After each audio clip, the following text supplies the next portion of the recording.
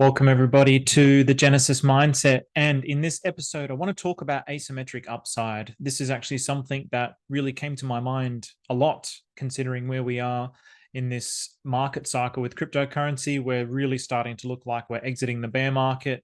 Everything is looking bullish. You could even say, I sit in the camp that says we are already in a bull market, but historically, it doesn't start until the halvening, which is April 2024.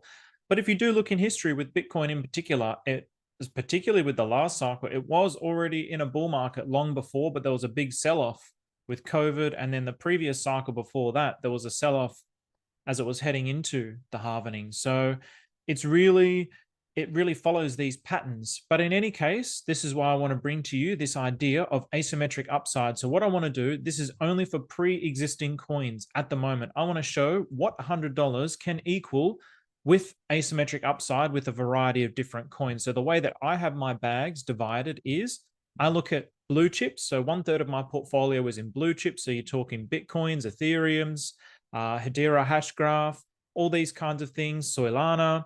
Then I have 1/3 in the Pulse Chain Richard Heart ecosystem. So Pulse Chain, PulseX, HEX, and then 1/3 of my portfolio in AI and metaverse. So things like Gala, Decentraland, Sandbox, AGIX, VXV.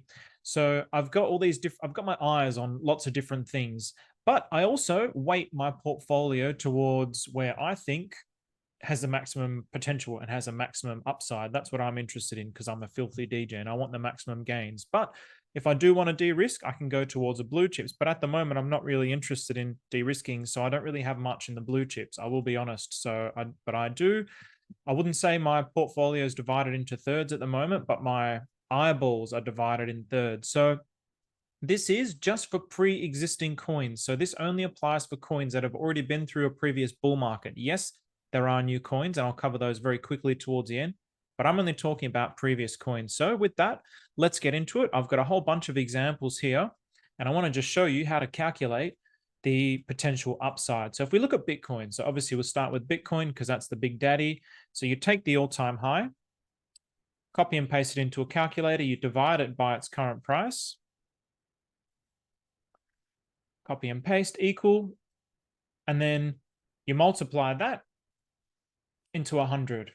Okay, so $100, if it hits its all-time high, is going to give me $182.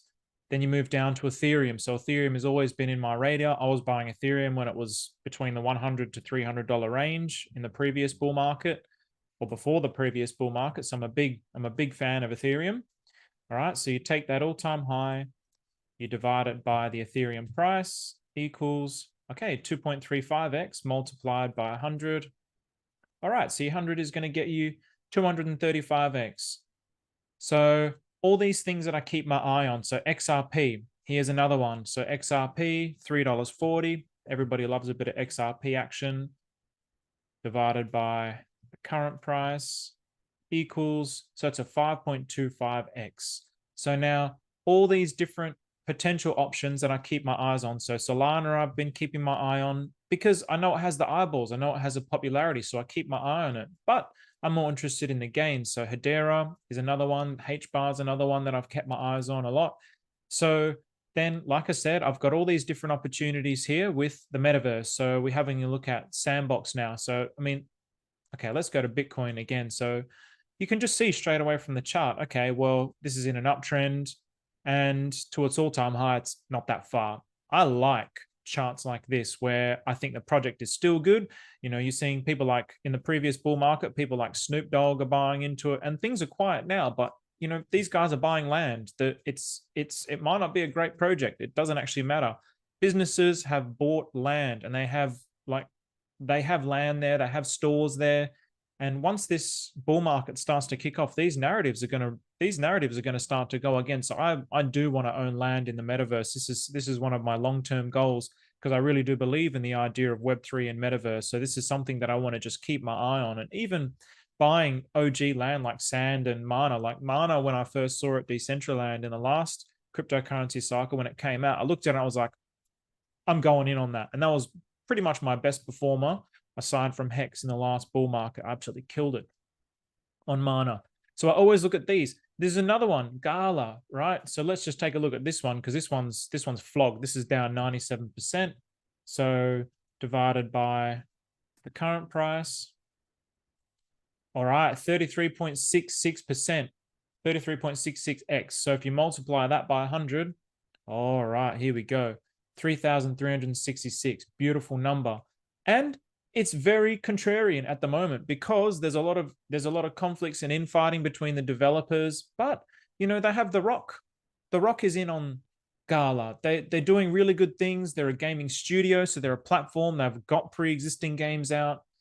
So these are the kinds of things that I'm actually looking for. Whether or not it has a long term, it doesn't really matter. Cryptocurrency is all about speculation. So if it does well in the last bull market, there's a high chance if it's still going, nothing's really changed. Yes, there's conflicts, but all it's going to take is a bull market for things to start moving. And then if I do look at what's actually happening, is it moving? So let's have a look within the last, okay, I mean, look, you can see within the last 30 days, it has uptrended with everything else. So what does that tell me? Just like Bitcoin has been uptrending since, well, for at least for the last 30 days, you can go back. It's probably been uptrending a little, yeah, pretty much for the last month. It's really started to kick off. So Gala has really started to kick off in the last 30 months as well, which tells me money from Bitcoin is flowing into Gala as well. So, all right, I'm okay with that. So then I look at the upside potential, 33x to the all-time high. That's pretty good. That's pretty good. Alluvium is another one that I really love. I'm in the beta for Alluvium, and I don't want to FUD the game. I'm not going to say anything about the game, but it doesn't matter if the game is good or not. It really doesn't matter. It doesn't matter if the game is the best game or not. It doesn't even matter at the moment. We're not even at that point in cryptocurrency. We're just in speculation. I mean, you have a look at when ChatGPT came out and all the AI tokens just kicked off. They had nothing whatsoever to do with ChatGPT, and all the narrative just went bonkers. But I like that. I like that narrative. I also like that narrative because it keeps my eyes on the prize. So I look at Singularity Net. All right, this chart is probably not as sexy to me as something like Alluvium, where it's starting to get in an uptrend. It's had one big all-time high. It's been through one cycle. Singularity, this will be its third cycle. In its second cycle, but what I do like about Singularity Net is in its second cycle, it didn't quite break its all-time high, but it had a nice little peak. It had a nice little, I mean, that's an insanely short peak, but it had a nice little peak here at 80 cents. So it wasn't its all-time high, but it had a nice peak. It also did a delicious run when the AI narrative kicked off. So I would take this play as the blue chip of artificial intelligence. That's why I like Singularity. Singularity Net. So I'm still really excited about this potential. And it's AGI, that narrative within artificial intelligence is a huge narrative. As soon as something comes along, as soon as there is any whispers of we've figured out AGI, you can bet your bottom dollar AGIX is going to the moon. I would bet my bottom dollar that AGIX is going to the moon. So I want to be in on my positions prior to that. I have VXV, so Vector Space AI. Again, this is probably a little bit trash in terms of its price performance, but it's gone up in the last 30 days. Now it's going down. It's not very strong. And if I look here, it had a tiny little pump with the AI narrative, but it's still pumped. It's still pumped. As tiny as it was, it did still pump. So it got up to $1.17, and at the moment it's 49 cents. So you're still getting just over a 2x. So these are the kind of things that I look for. So yes, it pumps with the narrative, and it also has a nice distance between the bottom to the all-time high. So I really like that. So for example, if I do the maths on this, 1919, that's when the big dog, that's when I was born. Oh, and the other big dog, Adam from Viber Finance. So, okay, 38.54x. So 1919. I'd probably just get it just for the 1919 because, that's how I roll. Sometimes that's all it takes when it comes to degening. But I like the concept behind this because space is a new frontier. You have Elon Musk going to Mars or trying to go to Mars. You have him building rocket ships. You have Virgin. You have, who's the other fella? Amazon, Jeff Bezos. These billionaires are all trying to build rocket ships to the moon. It's a new frontier. The science is really trying to explore artificial intelligence and production in space because things are actually yes, the initial capital to get into space is much more expensive than if you were to build it on Earth. But once you're up there, the production costs in space are so much smaller than they are on the Earth. So again, if there's some huge innovation within the next few years where it's like, oh, we're going to space, we're going to build a factory in space, Amazon's building a factory in space, and it's going to cut their costs down by 50% or whatever, you can expect your bottom dollar vector space AI is just going to go up because crypto is just full of degens, and this is how the speculation market works. Now we're going into the filth. Now we're going into the slop. So now we've got FTX, big scam week down. Obviously, SBF, Sam Bankman-Fried, scammed everybody, and it had a huge 95.71% drop. And then one of the worst performing assets was HEX. So HEX to its all-time low, 98.56%.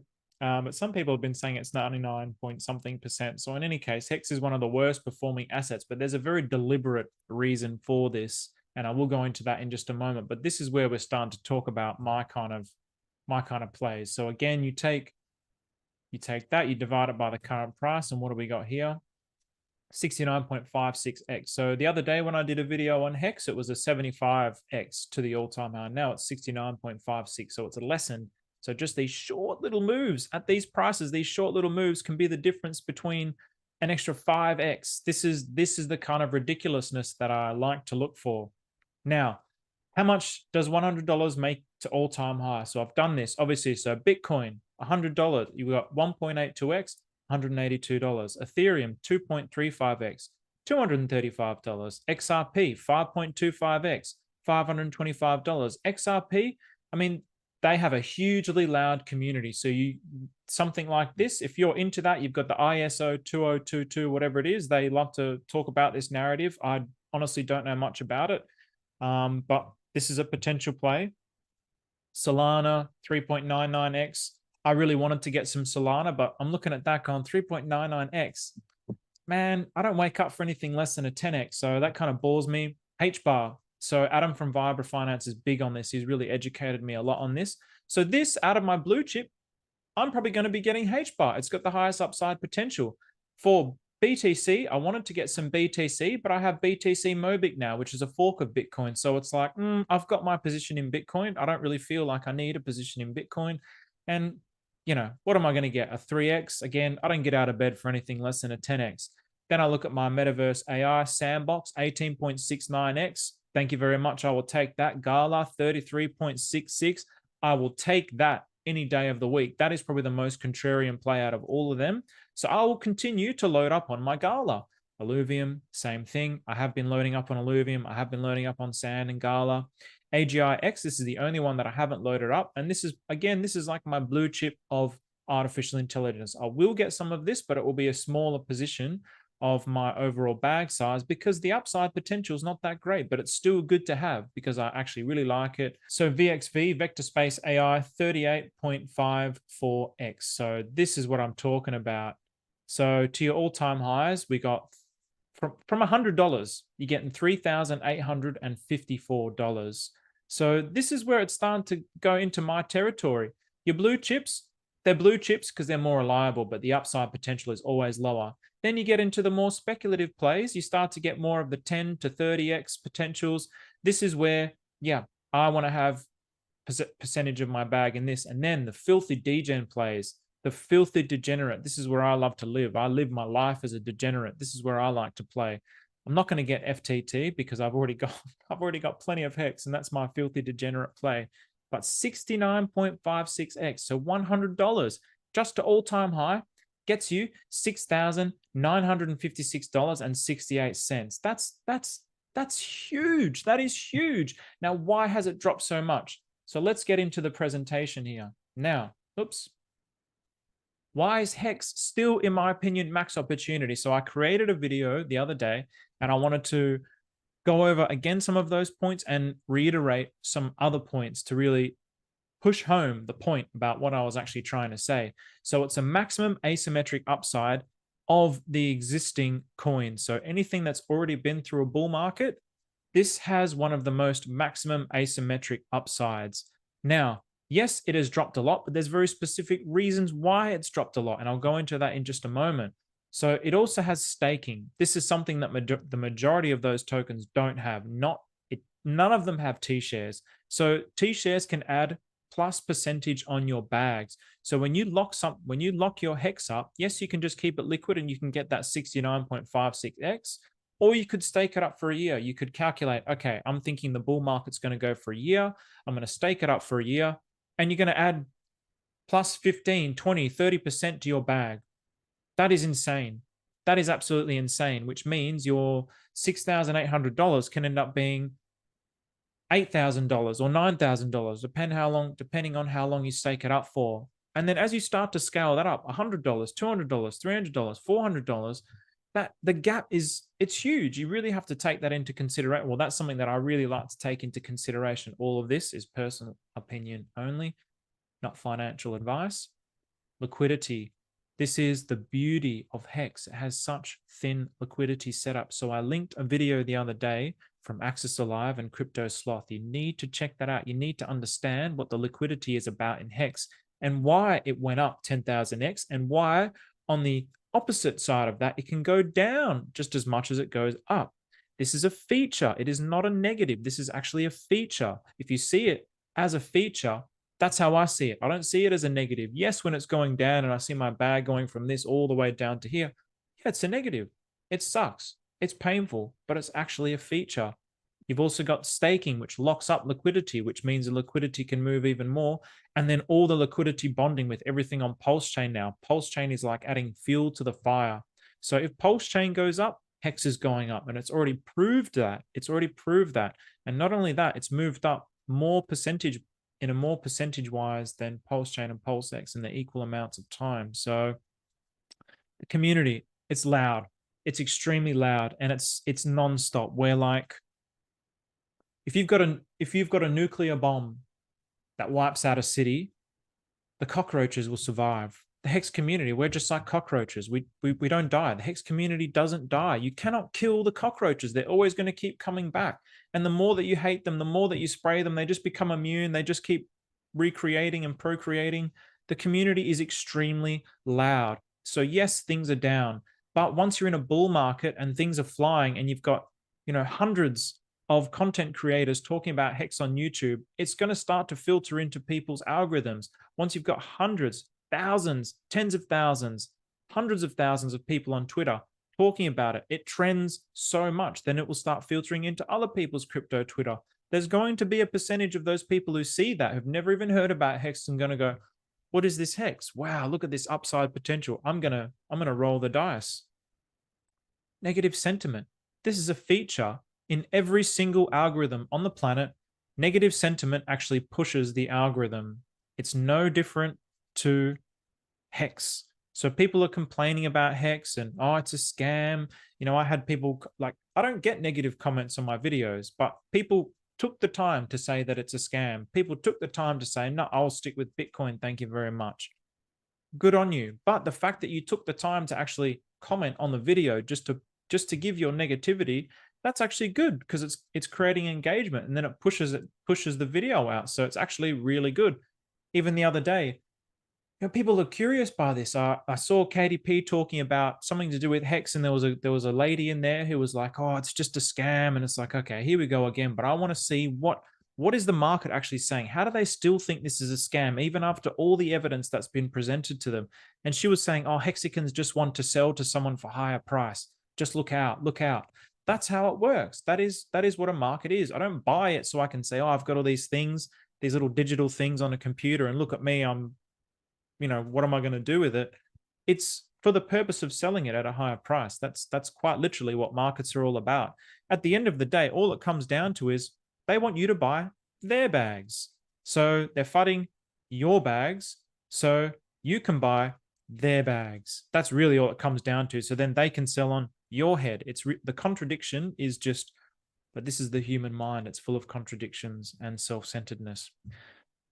So mindset, this is something that I want to push more of this, because this is something that I really believe in, and it's going to be a little bit all over the place, but you really need to know thyself. So first of all, know thyself. So what kind of a person are you? What's your characteristics? Once you know who you are, and once you know what you can tolerate, So what your risk tolerances are, then you know where you can start to put your money. So for example, it's taken me a few cycles to create my plan based on my own temperament, based on my own character and my own wishes and desires. And I'm therefore able to allocate capital based on that. So this is just myself. I really need to know who I am. So I've done a lot of self-reflection and a lot of meditation to get to that point. Research and conviction. Once I find a project, this is just my characteristic. So coming from an architectural background, a university background, I do a lot of research. I love researching. So I research things and then I find patterns that I like. I find positives, I find negatives. I try and find positives for the negatives. And if there's too many downsides, then I'm not interested in it. But if there's a lot of positives, then I get my conviction. So I stick with my conviction, I stick with my trade ideas, long-term outlook, things like delayed gratification. I never had this delayed gratification. I'll admit, I'm a hedonist. I want pleasure right now. I don't care about tomorrow. I want it now. And this is really something that is not a good characteristic for successful people. This is something that's taken me a long time to develop. And I'm not going to sit here and lie and say I'm always forward thinking and thinking about the future and I'm delaying all forms of gratification. I don't do that. But my capacity to delay gratification has been so far improved by everything in my life. Things like HEX have helped me improve my delayed gratification because it's about staking, it's about long-term vision. Things like the desire to be successful so I can help more people have allowed me to be delayed in my gratification. So this is something I really have developed, and I have to thank Dickie Hart for this because this is one of the only tokens out there, one of the only cryptocurrencies that promotes this. Again, risk tolerance.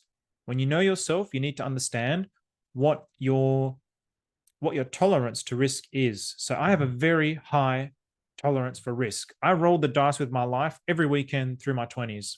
So this is just something that I've done my whole life. I don't really care too much about risk.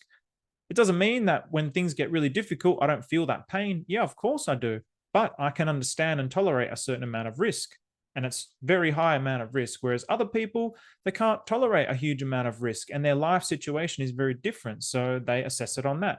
My life situation is completely devoted to others. I don't have children. Excuse me.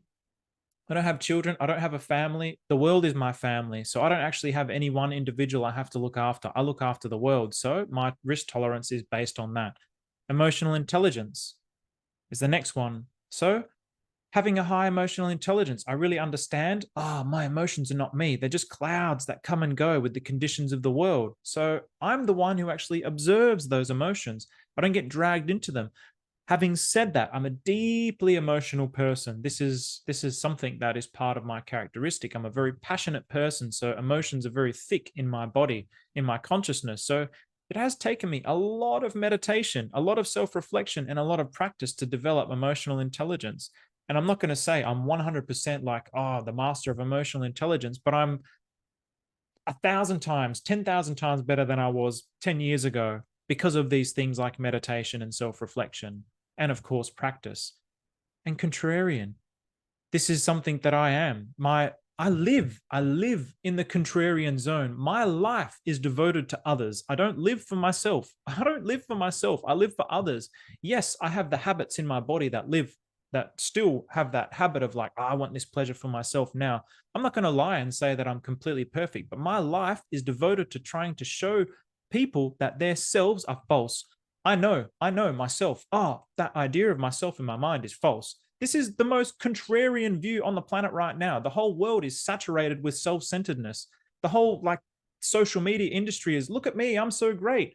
My whole life is devoted to the opposite of that, saying yourself doesn't exist. That is not who you are. You're the universe. Don't be caught in that false self, because if you live and die in that bubble, then you die and disappear forever. My whole life is contrarian. It's contrarian. I've had that enlightenment that's like, oh my God, I am not that. I am that universe. This is God, Buddha, Allah. I've had that. There's nobody that I can tell. If you haven't had that experience, people will say you're on drugs. People will say you're crazy. So I'm in the such a small minority of population that has that. My life lives in the contrarian zone. So thank you very much. I really appreciate every single one of you. And again, this is only for pre-existing coins. I do have new plays. I've got Pulse Chain. I've got PulseX. I've got MIP Bitmobic, and I'm looking for new AI and metaverse new projects that are in their first cycle. But this is just for pre-existing coins. So I wanted to emphasize that point for this particular video. So with that, thank you very much, everybody. Hope you enjoyed that video. Hope you got some value out of it, and I'll talk to you soon.